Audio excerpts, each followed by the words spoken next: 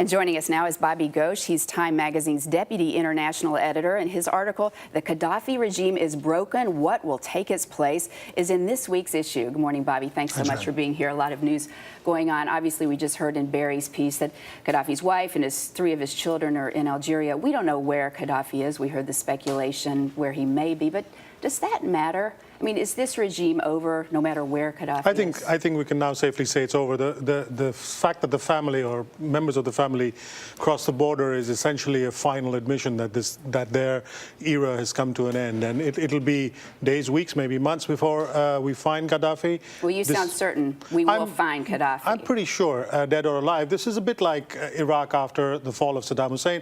It took 7 months before Saddam Hussein was finally found in that spider hole in the ground. But it didn't matter. By then, it was quite clear that the Saddam Hussein era was over, and I think the same is happening now in Libya. Well, with the era over, obviously, the rebels can now begin trying to rebuild that country. Who are these rebels, though? And I mean, are the religious minorities there assured that they're going to have more respect for their freedoms now? I mean, what will be different? How do we know it will be better? Well, I think it can't possibly be worse. That's one place to start. But the rebels, so far, have given a fairly good account of themselves. This is a mix of people. Some of them are expats, Americans indeed, who have gone back to try and help rebuild their country. Some of these people have government experience. One of the rebels was a justice minister.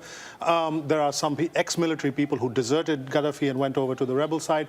And let's look at what they've done so far. They've been pretty good about maintaining order in Tripoli and other towns they've taken. There hasn't been massive looting.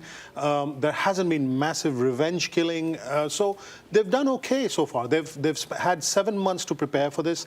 They've been in communication with the rest of the world, with the Obama administration, for instance.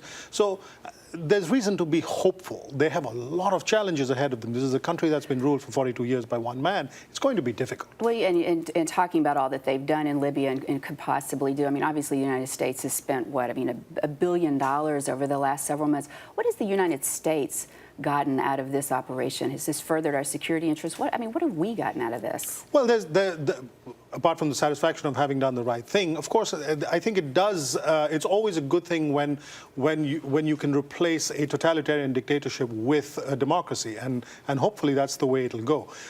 Libya is not a poor country. The nations that helped make this happen can actually expect to be paid back by the.